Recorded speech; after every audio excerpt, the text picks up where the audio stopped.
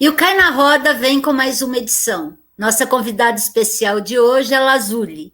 Lazuli é cantora, compositora, produtora, percussionista e conta histórias com a sua arte. Atualmente ela está entrando num projeto solo, mas ela é vocalista da banda Francisco Elombre.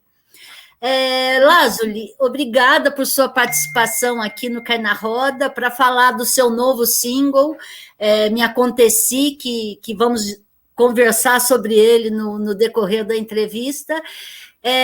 Queria agradecer a sua presença no Cai na Roda, onde você vai ser entrevistada por Cíntia Alves, Patrícia Faerman, Duda Cambraia, Tatiane Correia e eu, Lourdes Nassif. Vamos começar a nossa roda de prosa aqui. Que massa. Você se coloca como... você diz que o feminismo é indissociável do seu trabalho. Então, e o seu trabalho, você coloca a música como um fator medicinal, um fator de cura. Como é isso? Explica para a gente como é isso... porque a gente sabe que a arte ela traz a identidade de um povo, a identidade, sempre identidade. Mas como cura da alma, foi a primeira vez que eu ouvi e eu gostei muito. Como é que é isso? Eu acho que tudo que vem de um lugar profundo, né? Tudo que vem das vísceras, vem do coração, assim, toda a criação, toda a arte que vem desse lugar, acaba servindo de medicina, se não só para você, para mais pessoas, né? Então, eu acho que tudo que ressoa, tudo que te coloca numa vibração diferente, mais conectada, talvez com você mesma ou com a natureza, é uma medicina, é alguma coisa curativa, né? Então, para mim, a música tem muito esse efeito, né? A música é a arte que eu mais me afino. Então, por isso que eu digo, assim, que ela tem muito esse efeito e é o meu serviço, assim. Eu me sinto confortável com o holofote a partir do momento em que eu entendi que é o meu serviço também, né? Não é só uma coisa para o meu ego, assim. Perfeito. Querem continuar na roda? Já vou emendar, então, numa pergunta. Lazuli. Esse nome vem da pedra lápis lazuli? Eu pergunto porque eu morei muito tempo no Chile, aí agora eu estou associando. É a pedra lápis lazuli esse nome? Sim, ela tem duas pronúncias diferentes, né? Lazuli, Lazuli. Aí eu preferi Lazuli. Legal. Bom, eu queria falar sobre... Só colocar na questão dos cristais, cristaloterapia, o Lazuli, ele trata da comunicação, né? É muito interessante a tua escolha e a tua arte trabalhando aí em conjunto. Total. E também tem a cor do chakra laríngeo, né? Que é o azul, assim. Então tem tudo a ver com o meu serviço. Achei muito acertado também. Bonito, legal. Eu queria falar um pouquinho de um dos grandes sucessos, assim, que despontou, acho, assim, bastante a tua carreira, né? Que foi a música Triste, Louco ou Má. Acho que é inevitável falar com você sem falar dessa música, né? Eu achei muito interessante, porque quando eu escutei ela, uma das últimas versões que eu escutei ela, porque muita gente recantou, né, essa música, foi de um grupo de mulheres do MST, no Dia das Mulheres esse ano. Elas cantaram essa música e, nossa, eu me arrepiei toda, como sempre eu me arrepio toda vez que eu escuto essa música. E é muito interessante perceber que essa música ela tem um recado muito simples, né? E parece até relacionado a um tipo de machismo muito arcaico, né? E aí eu pergunto para você, como que surgiu a ideia dessa música? E se você acha que ainda hoje está presente esse tipo de machismo, que a gente se vê na necessidade de falar para a mulher que ela não está dentro deste quadrado, né, social, etc. Como que você analisa tudo isso? Olha, mana, eu tenho bastante consciência de que várias coisas são estruturais, né? O machismo é estrutural. Infelizmente, todo o processo de colonização que a gente vivenciou e vivencia ainda vem de um lugar patriarcal, né? Então, e racista, e homofóbico, e tudo isso.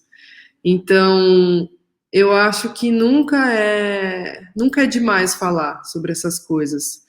Porque, por exemplo, eu também me encontro muitas vezes precisando ouvir essa música, né? Toda vez que eu canto essa música, eu tô ouvindo de novo. Não é como se eu tivesse me colocado num lugar fora desse processo, já, ai, nossa, eu cheguei lá naquele horizonte, eu sou meu próprio lar. É um lembrete diário, assim. Eu me considero apenas uma médium, apenas um meio para que essas mensagens que eu também preciso cheguem, né? Qual que é a outra pergunta que você fez? A primeira pergunta foi como surgiu a ideia de escrever, né, essa letra. Uhum. Olha, eu cresci numa família interiorana, cabeça fechada, bem machista. Meu pai, hoje em dia, tem 84 anos, então ele já é muito mais velho, assim. Era bem mais velho que a minha mãe. Minha mãe também já teria hoje em dia uns 60 anos, assim, mas ela faleceu há alguns anos. Então, e o meu irmão também é 15 anos mais velho do que eu.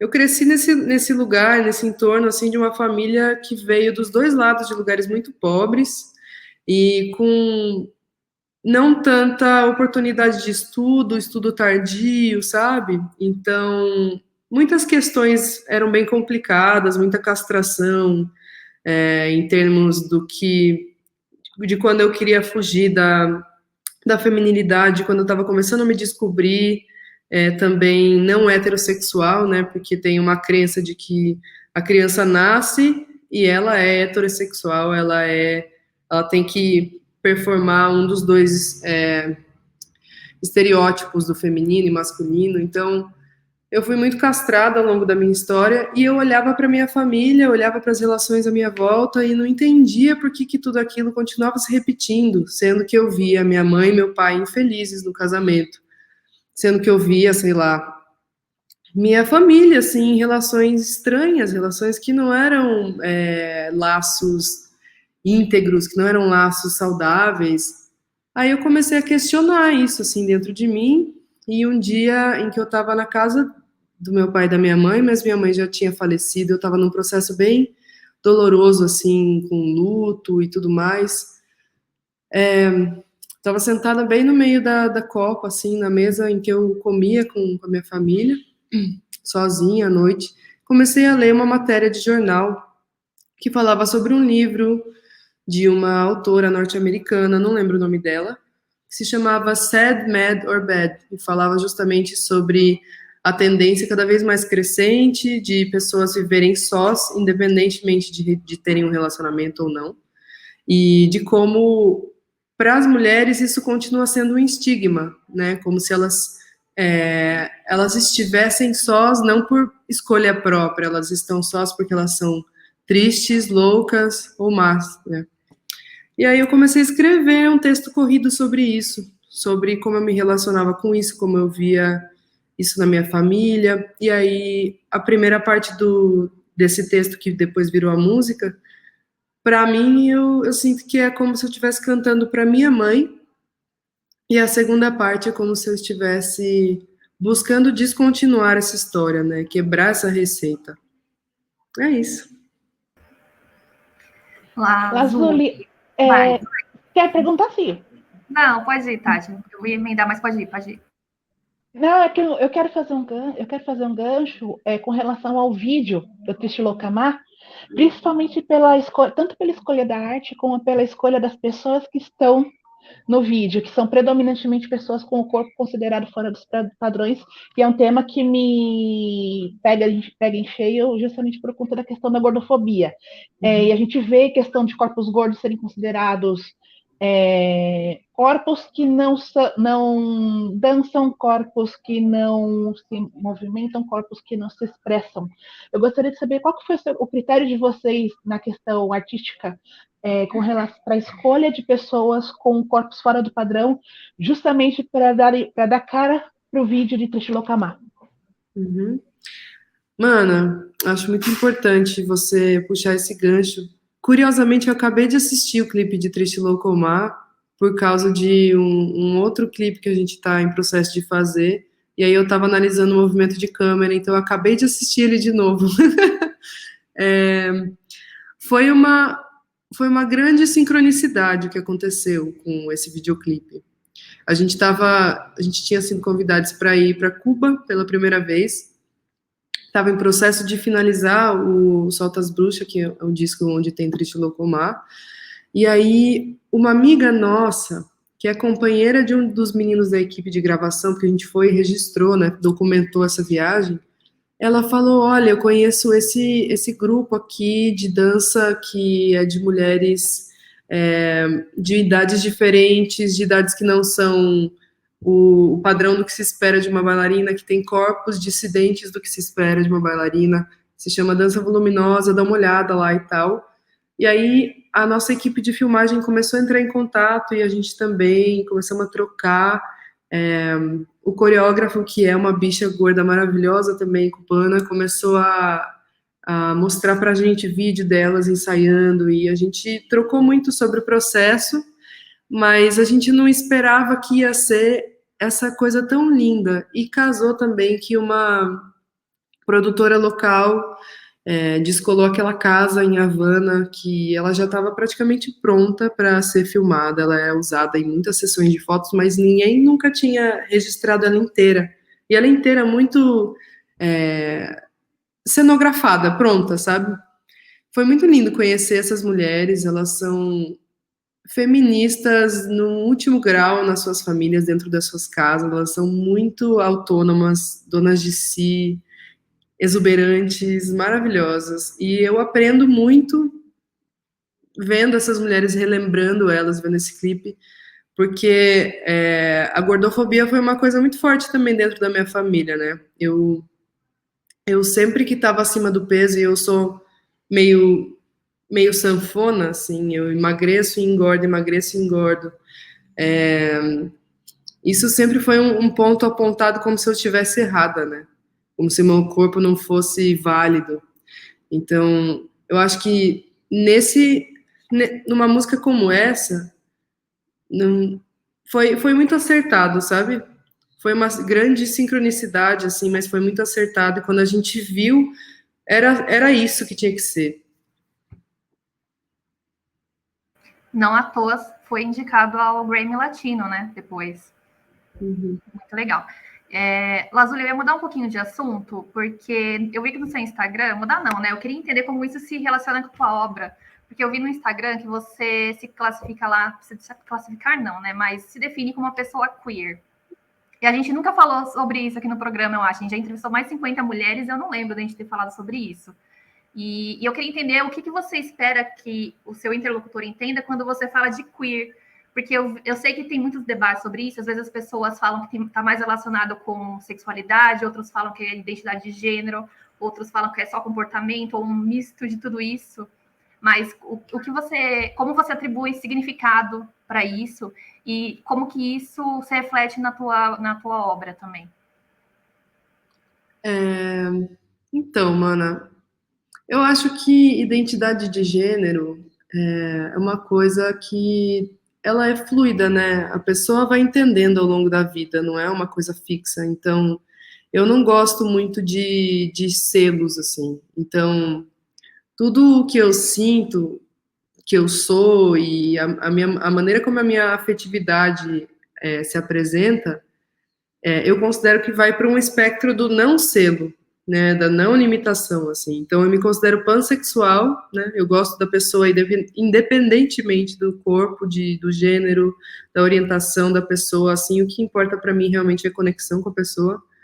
E eu comecei a me identificar como não binária, né, como pessoa não binária, mas eu gosto de termos guarda-chuva, né, o termo queer é um termo guarda-chuva, e assim como puta, assim como bicha, assim como sapatão, é uma palavra que partiu de um escárnio, né, partiu de uma ofensa, e aí as bichas começaram a se reapropriar, a redefinir esse termo, assim.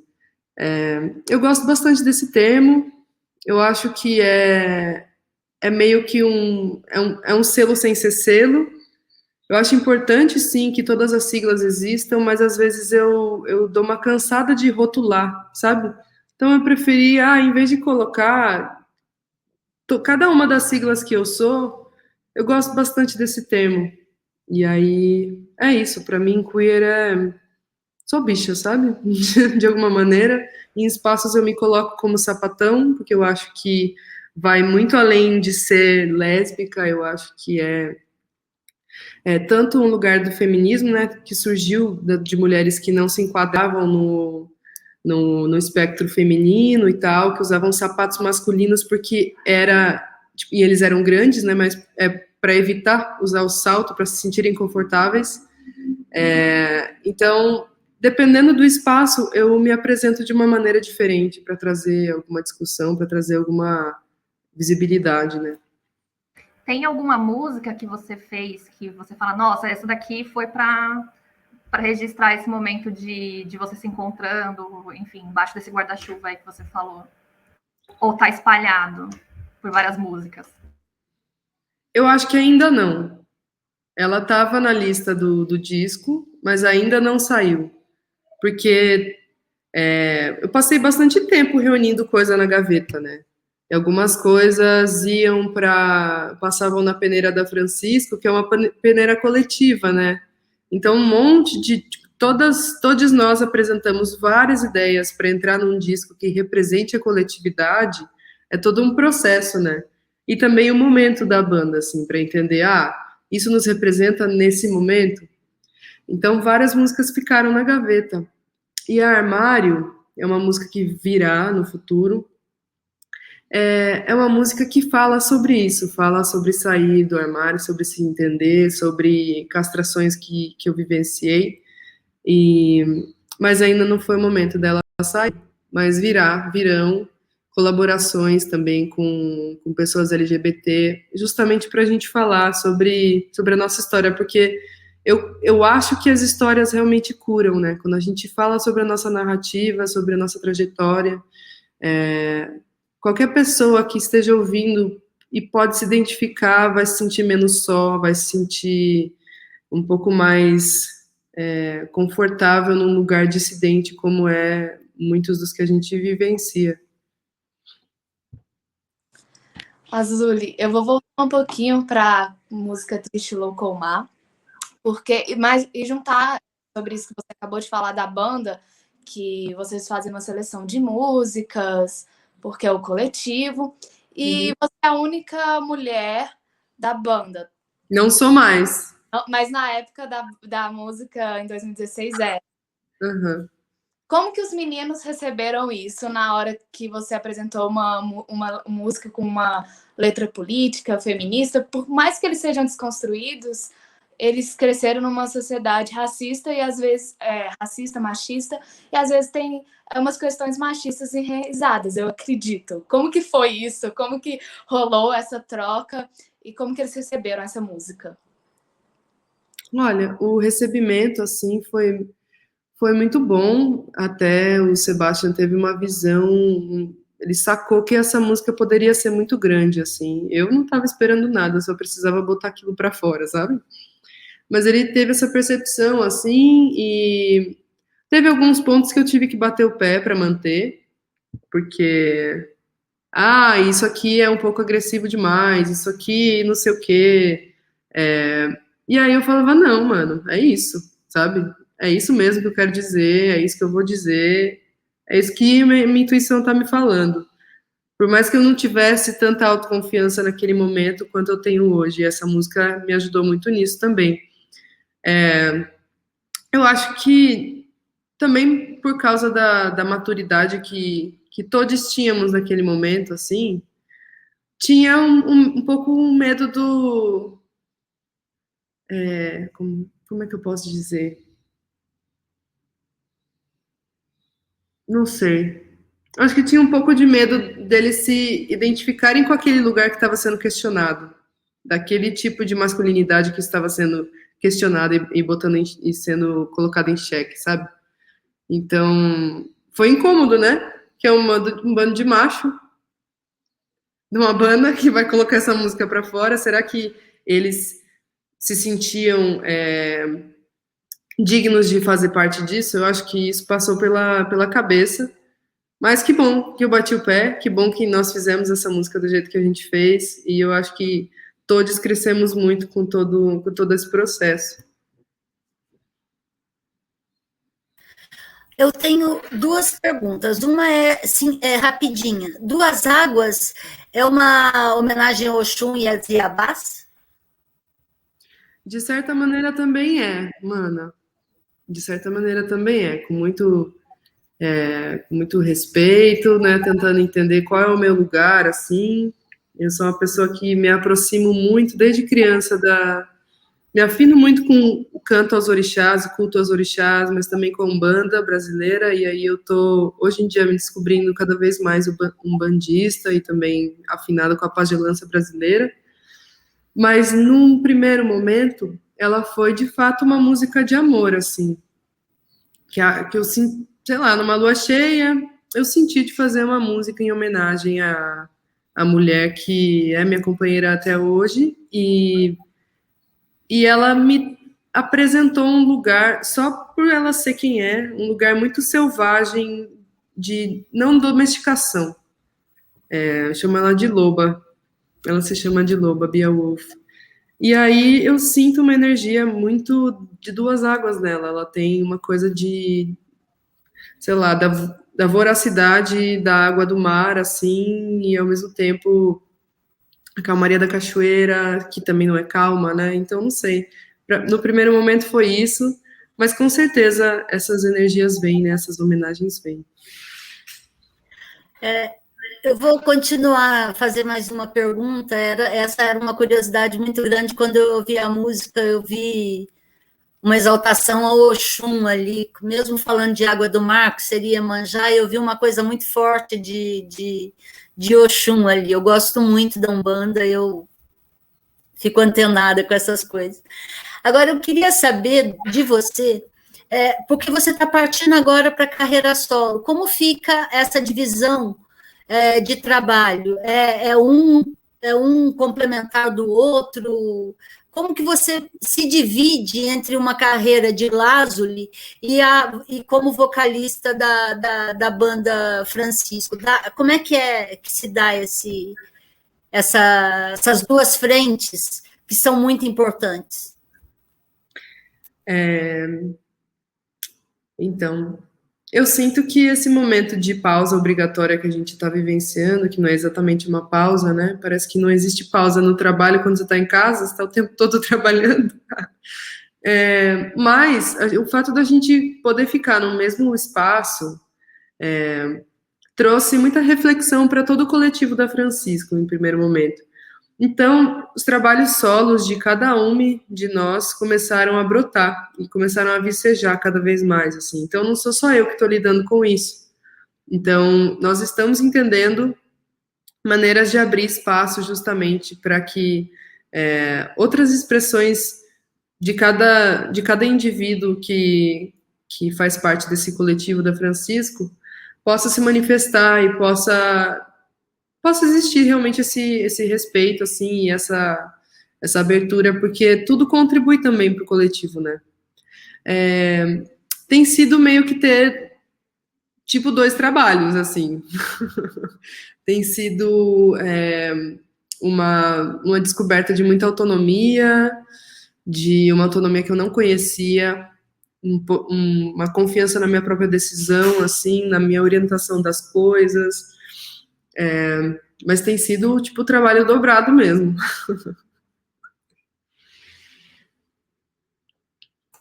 Aproveitando, então, quero já perguntar um pouquinho sobre essa questão da pandemia, né, do coronavírus, como foi o impacto disso no processo musical? Você teve momentos mais introspectivos de escrever mais como compositora, ou você também tentou buscar outros meios digitais para também fazer produção artística? Como que foi esse processo? Eu imagino que para cada artista foi diferente, né? Mas como que foi para você esse processo da pandemia, o impacto da pandemia? Nossa, mana, tá durando tanto tempo, né, que eu acho que eu passei por vários desses lugares, assim.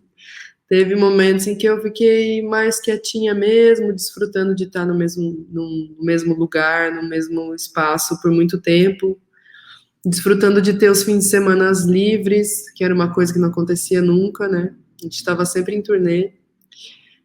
Então eu fiquei muito grata de poder desfrutar dessa maior possibilidade de criar uma rotina, assim. Eu escrevo bastante, continuo escrevendo bastante, continuo registrando meus sonhos, mas acho que uma coisa que foi ganhando força, assim, um pouco antes da pandemia acontecer, mas também durante a pandemia, é, é o fato, sei lá, o simples fato de sentar num determinado lugar e me permitir tocar e cantar, me permitir apenas brincar e ver o que sai. Se não sair nada, tudo bem também. Mas usar do fazer artístico, do criar, do tocar como uma brincadeira, como uma diversão, assim. Então, muitas vezes eu pego o meu tambor Lakota, que é um tambor muito lindo que me acompanha, um objeto de poder, assim. Tô precisando me distrair, tô precisando me conectar, eu boto o pé na terra e começo a tocar ele, assim, aí eu me conecto muito. Tô brincando cada vez mais também com o violão, tirando umas músicas das nossas maestras andinas, né, Violeta Parra, e ouvindo muito na voz de Mercedes Sosa, mas também de outras pessoas da América Latina, assim, me permitindo brincar, me permitindo testar. A parte eletrônica também veio bastante forte, assim, de aprender as minhas ferramentas, né, especialmente com esse projeto Lazuli. Eu trouxe manas para trabalharem comigo que, de fato, complementam muitas ferramentas que eu gostaria de ter, mas eu não sei fazer, não sei lidar com elas. E aí, nesse processo, eu sinto que todas nós crescemos muito, mas eu aprendi muito também com tudo isso, assim, como é que faz um beat, como é que eu crio um sintetizador, uma linha de sintetizador para esse negócio, como é que eu edito isso, como é que eu exporto esse sample para tocar no negócio eletrônico lá. Então, teve muito crescimento nesse lugar também. Eu acho que teve espaço para muita coisa, tá tendo ainda.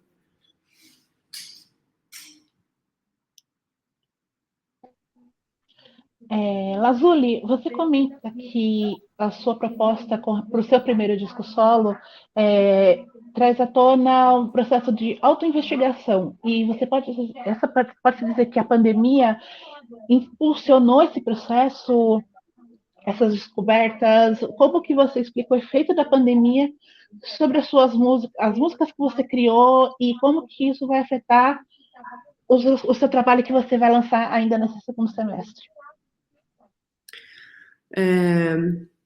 Esse processo já estava acontecendo há bastante tempo, assim.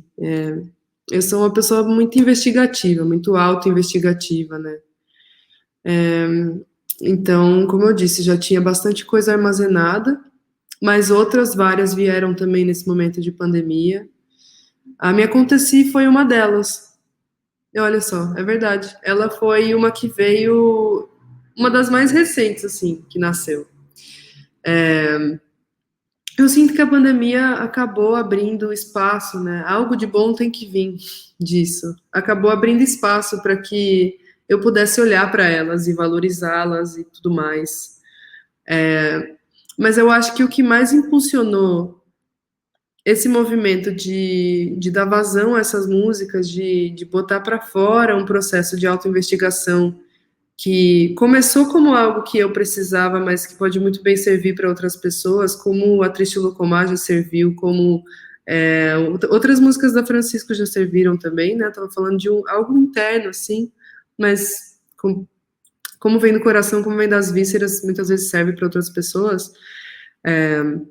Um processo que me ajudou a trazer à tona, assim, e confiar nas minhas músicas foi o fato de estar em rituais com mulheres, de estar em cerimônias com mulheres, em que a gente tinha um espaço, né, um espaço seguro para compartilhar, para cantar, para trazer a medicina que a gente tem e ofertar para as outras, assim. Então, mais do que a própria pandemia, eu acho que troca com mulheres, rituais com mulheres, rodas de cura com mulheres foi o que impulsionou tudo isso a vir à tona. Lazuli, lá na banda Francisco, a gente sabe, né, que você tem companheiros músicos lá que vieram do México, você falou aí da sua viagem para Cuba, enfim, todos esses elementos latinos também estão bem ali expressos nas músicas, né? Nesse seu projeto solo, isso muda um pouco? Como que você define, não colocar dentro de uma caixinha, né? Eu sei que não é legal, mas assim, para quem não conhece e ouve assim, os vários sons que vocês fazem, como que você colocaria as referências musicais que tem ali para a gente sintetizar? Eu acho que muda o filtro só, né? Não muda o fato de eu me conectar com a Abya Yala como um geral, com a América como um geral, assim. Mas o meu olhar e o meu ouvido e, sei lá, meu coração se afinam mais com outras coisas, que não exatamente tudo o que a Francisco se relaciona. Eu me relaciono sim com essas referências, né? Mas o que me interessa mais agora são as mulheres indígenas de vários cantos da América Latina, são as abuelas que tocam, fazem canto com caja, sabe? Canto de sanação mesmo, de cura. São as pessoas, produtores e produtoras de música eletrônica que misturam esse lugar de música medicina com música eletrônica, que tem um gênero chamado latintrônica, por exemplo. Tem vários e várias artistas fazendo isso no resto da América Latina. E é uma referência muito grande para mim. Mas esse lugar bem raiz, assim, bem xamânico, bem, tipo, folclórico, entre aspas, né?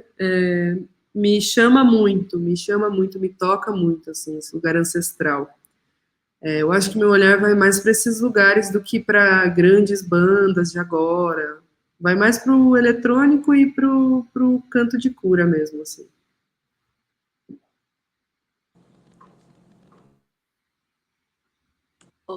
Ainda sobre seu projeto solo, eu queria saber sobre, você está falando sobre espiritualidade, sobre autoconhecimento nas músicas, não que não seja política, mas quando eu falo de pautas políticas agora, é mais a política de Brasília mesmo. Você pretende escancarar seu posicionamento político em letras, fazer isso como forma de protesto no meio que a gente está vivendo, ou não? O que a gente pode esperar para o ano que vem? Nesse disco, mana, tá vindo à tona outras coisas, assim. Eu acho que uma sociedade com indivíduos doentes e que não se conhecem não tem muitas maneiras de evoluir beneficamente, sabe? Então, não sei. Num primeiro momento, o meu serviço está vindo nesse lugar, assim, de autoconhecimento, de olhar para si, de perceber o que importa, de se permitir mudar e renovar e ouvir e conectar com lugares ancestrais. E eu acho que isso é um lugar muito político, você se conectar com a sua ancestralidade. Eu estou passando por um momento agora em que eu estou, de fato, muitas fichas estão caindo, assim, porque a minha ancestralidade, ela é, como de muitas pessoas do Brasil, de um lado no meu lado materno, tem uma ancestralidade indígena que foi completamente apagada, ninguém sabe o nome do meu bisavô, ninguém sabe de onde veio, ninguém sabe o nome da etnia, mas era indígena, e a única frase que me chega é que ele foi um bugre caçado no laço.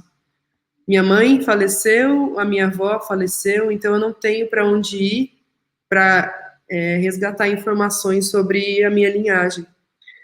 E de outro lado tem os colonos que vieram também fugidos de uma vida muito dura, colonos italianos, né? Então, eu acho que você olhar para suas raízes, olhar para sua ancestralidade já é um ato muito político, assim. Você olhar para seu corpo, se aceitar, você se colocar no mundo como uma pessoa criadora e que se conhece, é um ato muito político. Num lugar mais escancarado, assim, de me posicionar politicamente sobre questões reais que estão acontecendo agora, é uma urgência que está chegando de novo agora para mim, assim, especialmente com as questões do marco temporal, com os direitos dos povos originários. É um lugar que me toca bastante, mas eu ainda estou investigando como que eu respeito o lugar de fala de pessoas que são, de fato, né, indígenas, e qual é o meu lugar, né? Qual é o meu lugar como uma mulher branca?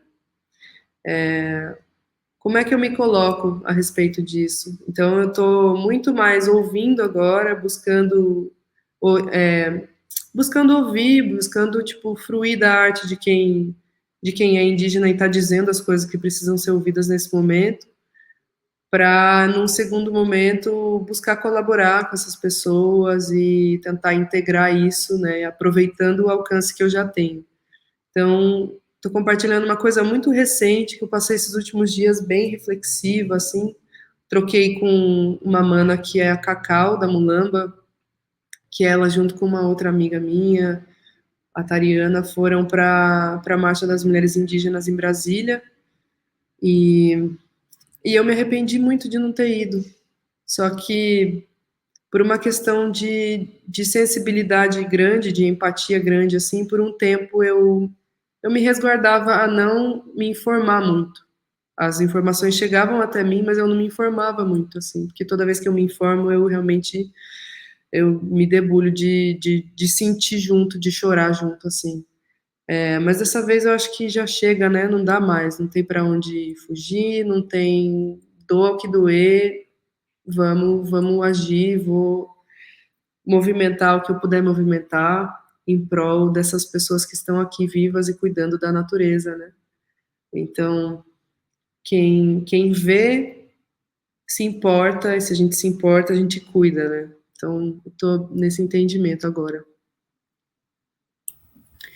A gente sabe que a arte é política também, e é uma política muito forte, porque ela traz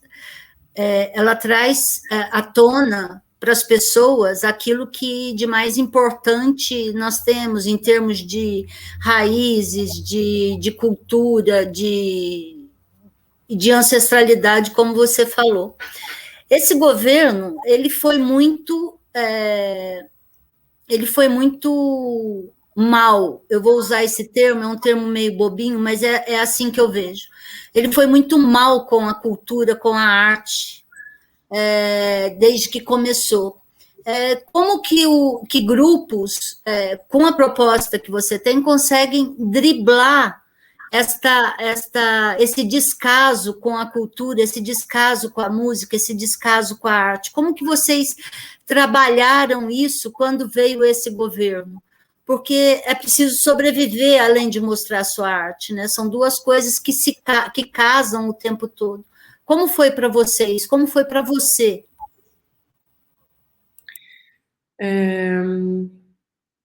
Você diz em termos de se manter financeiramente, Em termos de conseguir sobreviver e conseguir levar a arte adiante mesmo com esse cenário que criaram agora. Produzir, né? Produzir isso, Cíntia.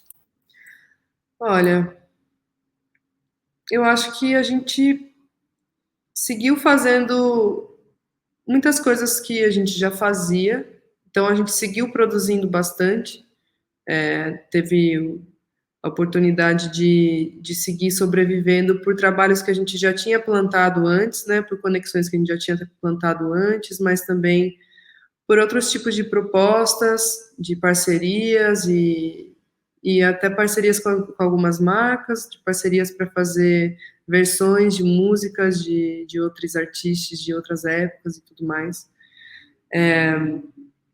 Mas eu sinto que com o disco anterior que a gente fez, o Rasga Cabeça, a gente trouxe esse momento de tensão, né? O Bolsonaro já estava ali. Então, a gente já trouxe um momento de caos, assim, traduzindo mesmo o momento do que estava acontecendo. E é um disco tenso, é um disco explosivo, é um disco incômodo, sabe? Difícil de engolir, difícil de digerir, assim. Que funciona muito no ao vivo, porque gera uma catarse grande, mas não é um disco para pessoas que estão o tempo todo nas suas casas, já sacando, entendendo, vivenciando quanto a situação está difícil nesse momento. Então, vamos ver se eu consigo responder de uma maneira que é o que você quer ouvir. Responder de fato essa pergunta. A gente foi para um outro lado. A gente seguiu produzindo coisas que pudessem trazer algum acalanto, algum sentimento de não desistência, né? De aguentar a tempestade passar. A gente se amparou muito dentro desse coletivo. Eu sinto que várias coisas estavam um pouco desconectadas entre nós, assim, e esse momento fez com que a gente enxergasse o valor desse coletivo, dessa família que a gente é. E a gente seguiu se inovando, assim, a gente seguiu descobrindo como produzir cada uma na sua casa, montando e aprendendo a mexer nas coisas de um home studio, né, a se gravar, mexer num programa de gravação, tudo mais. Então, a gente foi se refinando nesse lugar, cada indivíduo crescendo dentro do coletivo, e isso também foi fazendo o coletivo florescer, que foi bem um ponto de amparo para nós todos, assim, um ponto de sanidade, né? Todas as reuniões que a gente fazia, semanais, a gente se sentia menos sós. Então, acho que as nossas criações desse lugar, quer dizer, as nossas criações nesse momento vieram muito desse lugar, assim, de, poxa, como é que a gente bota para fora um pouquinho do que a gente sente de amparo e acolhimento e sentimento de coletividade que a gente tem aqui dentro dessa banda, né? Será que eu respondi? Respondeu sim. Eu queria te fazer uma consulta. Você aceitaria fazer uma palhinha, dar uma palhinha para a gente do seu novo single? Uma coisa a capela, tranquilinha? Será que é possível? Com certeza. Deixa eu ver se o meu tambor tá afinado só, Chuchu. Peraí. Ou você quer só a voz mesmo? Pode ser. Não, do jeito que você quiser. Vai na voz, vai na mão. O descompasso no meu passo tem a ver com um relógio na cabeça. O descompasso no meu pulso tem a ver com um relógio na cabeça. Silencio, vou pra dentro. Não existe nem dentro nem fora. Silencio, vou pra dentro. Não existe nem dentro nem fora. Me aconteci, me manifestei, me existi, me aconteci, me manifestei, me existi, me existi.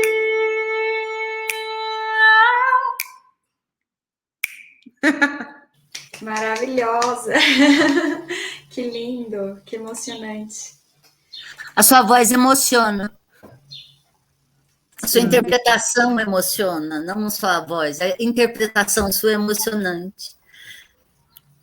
Meninas, eu adiantei o compasso aqui. Vocês continuem com as perguntas. Nós temos um tempinho ainda de programa. Eu gostaria que fosse preenchido com as perguntas de vocês. Tá, eu gostaria de saber da Lazuli sobre perspectivas para 2022. Você pretende fazer alguma turnê para divulgação? Você pretende focar nos trabalhos com o Francisco? Ou o que você projeta para 2022? Ai, meu bem, eu acho que é entender o que é possível, né? de ser feito em termos de saúde, em termos de cuidado, mas também é muito complicada a situação da cultura, porque o nicho alternativo é o único que ainda não voltou a se apresentar, né? O pagode, sertanejo, vários outros nichos já voltaram a se apresentar ao vivo, mas a gente ainda fica num lugar de, não sei o que fazer direito. Então, a gente está muito nesse lugar de entendimento, de cuidado e entendimento. Eu sei que isso é uma coisa de pessoa mais privilegiada, né? Mas, sei lá, se a gente pode se dar o direito de fazer isso por um pouquinho, a gente está fazendo, né? Mas estamos muito entendendo qual é o momento. Eu acho que não vai dar para segurar muito mais tempo mesmo, de ficar guardado, entre aspas, né? Então, se possível for, é circular mesmo, é tocar mesmo. Tem alguns outros lançamentos do meu disco que também vão sair. Então, o plano é lançar meio que uma música por mês até o fim do ano. E daí, no ano que vem, sai o disco que se chama De Lua. E aí... eu tô muito feliz. Eu tô muito feliz com esse disco. Estamos todas muito felizes. Foi um projeto bem colaborativo. Todas colocaram a sua energia, assim, seu coração, e a gente está muito, muito feliz, morrendo de vontade de tocar e de sair em turnê. Primeira vez que eu tenho uma banda só com mulheres. Estou muito feliz, muito realizada também. Vai ter clipe dessas músicas até lá? Possivelmente, mana. Possivelmente. Não vou mais fazer uma coisa que eu já tentei fazer antes, e a Francisco também já fez antes, que é de fazer um videoclipe por música, porque não tem dinheiro para ficar investindo tanto assim. E audiovisual é uma coisa muito cara, né? Eu acho que ninguém saca isso, assim. As pessoas, às vezes, nem assistem a parada. Então, não sei se vai ter tantos videoclipes assim, mas estou pensando em outras maneiras, em outros meios de produção audiovisual que não exatamente o que a gente costuma ver de videoclipe, assim. Tô tendo algumas ideias aí, acho que vem uns. Uma curiosidade rapidinho, você estava falando da sua ancestralidade, Straça Capa, é seu sobrenome mesmo? Ou era mais um nome artístico? Não, é meu sobrenome. Meio incomum. É meu sobrenome. Ele foi registrado errado, é italiano. O original era Strazzacapo, que a tradução é rasga-cabeça. Então, imagine você, por que eu quis trocar de nome? Não quero carregar isso agora não, sabe? Não quero carregar todo esse peso, não. Ju, eu tenho uma dúvida em relação à questão musical, assim, artística e tendências da produção brasileira daqui para frente, principalmente da música alternativa. O que eu percebo, assim, como mera ouvinte, né, fora da indústria, completamente fora da indústria, não entendo, né, mas o que eu percebo é que está se deixando de lado cada vez mais essa questão de você colocar os tipos e gêneros musicais classificados, né, e que está sobressaindo muito a mistura mesmo. Isso é real? Isso está acontecendo? Porque eu até lembro quando você comentou agora há pouco sobre as suas tendências musicais, que tem um pouco da ancestralidade, tem a questão da espiritualidade, tem a questão da música eletrônica, né, que é uma mistura de vários campos aí, bem diferentes até, e que são possíveis, né, no campo da música. Isso vem acontecendo? Essa é a tendência daqui para frente na música, essa mistura de não acabar com gêneros, e talvez isso seria um fenômeno também de quebrar barreiras, estigmas, etc.? Olha, eu acho que também. Tem muita gente fazendo muita coisa, né? Ao mesmo tempo que tem, sei lá, o pop punk voltando à tona, tem o indie rock voltando à tona. Eu sinto que tem muitas pessoas fazendo arte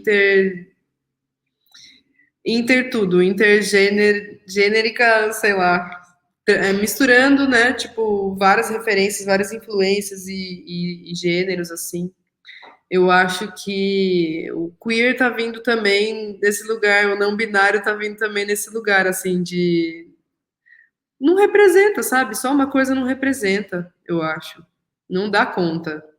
E tem tanta coisa, tanto estímulo que a gente recebe diariamente, como não se influenciar também por isso, né? Como que você fica parado num lugar só, assim, com um monte de ventania à sua volta? Então, eu acho que também é uma tendência.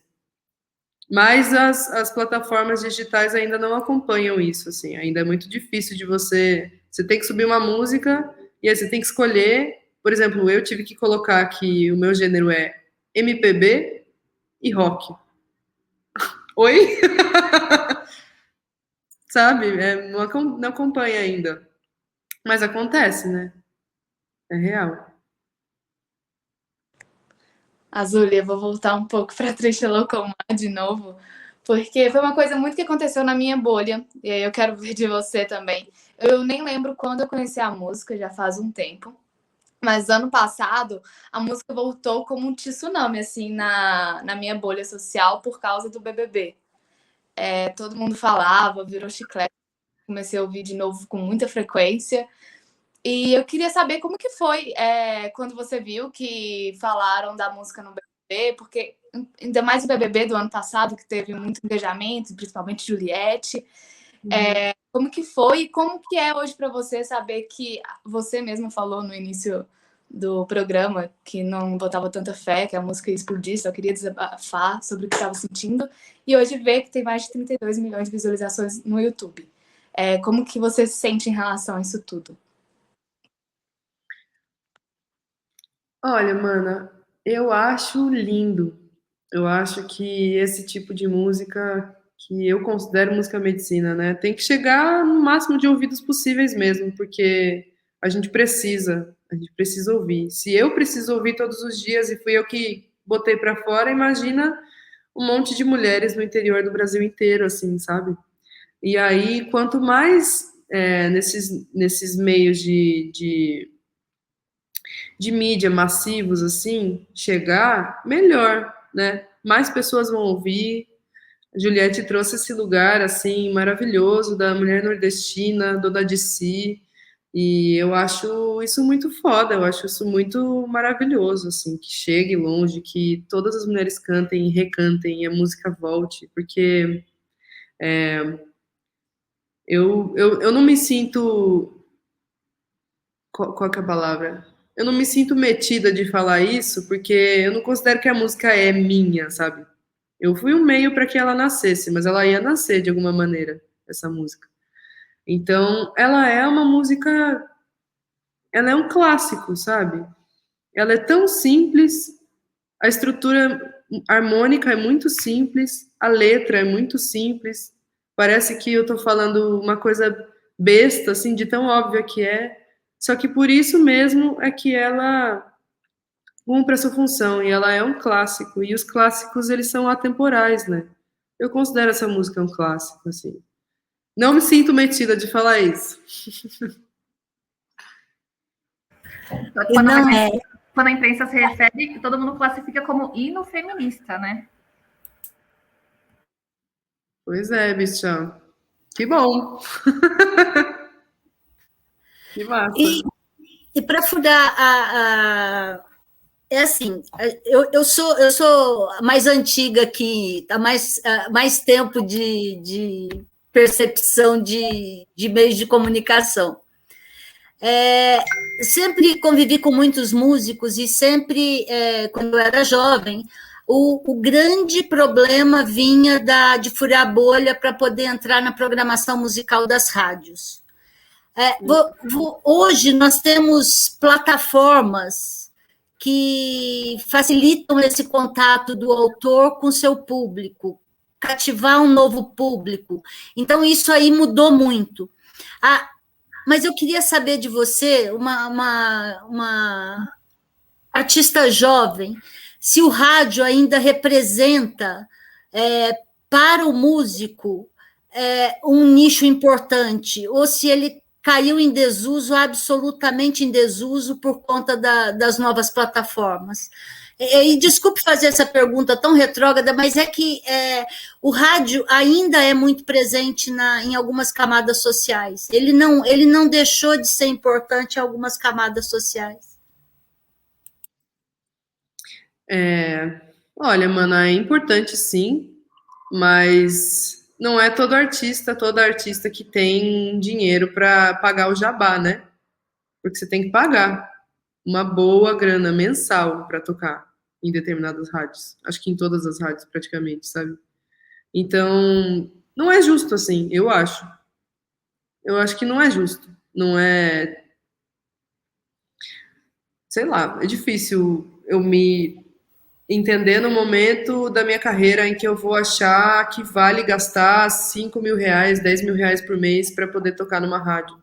O bom e velho jabá continua forte ainda. Continua forte. E eu acho que quanto maior você é, assim, em termos de alcance, maior é o jabá que você tem que pagar. Então, um beijo. Um beijo para eles. Beijo me liga, né? Beijo me liga, queridas. Meninas, nós estamos aproximando do final. Quem quer fazer mais uma pergunta, aproveite agora. Eu queria ver se ela conseguia cantar mais um pedacinho de alguma música pra gente, né? Eu já sei qual que vocês estão querendo muito. Qual a música que vocês mais falaram nesse programa hoje? Triste, louco, não. Tá bom. Você se incomoda de ser a capela mesmo? Não, a gente ama. Então vamos lá. Triste, louco, mas será qualificada ela quem recusar. Seguir receita tal, a receita cultural do marido, da família, cuida da rotina. E só mesmo rejeita bem conhecida receita. Quem não sem dores aceita que tudo deve mudar. Que o homem não te define, sua casa não te define, sua carne não te define, você é seu próprio lar. Um homem não te define, sua casa não te define, sua carne não te define. Ela desatinou, desatou nós, vai viver só. Ela desatinou, desatou nós, vai viver como ela quiser viver.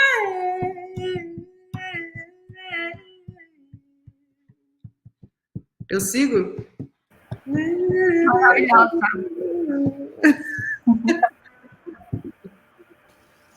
Maravilhoso. Muito, muito bom te ouvir, muito, muito bom mesmo.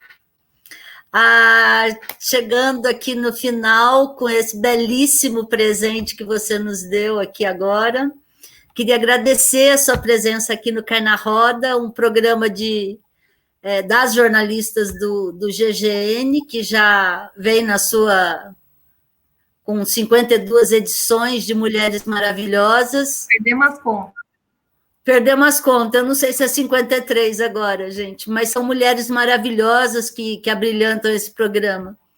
E dizer para você que GGN está de portas abertas. A cada novo single, se você, a sua assessora, mandar material para a gente se encarrega de contar para os nossos leitores essa nova pérola feita pela Lazuli. Gratidão a cada uma de vocês e todas que não estão aqui na chamada, né? Um monte de gente está por trás sempre de tudo que a gente faz. Gratidão pelo espaço, pelas perguntas, pela abertura e Nossa, dá-lhe coragem de cair na roda, assim. Gratidão. Meninas, a última Obrigada, chance aqui de Lázaro. falar o seu Obrigada, tchau. Julie.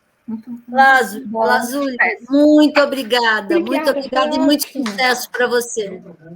Gratidão, manas, mesmo, por tudo. É nóis.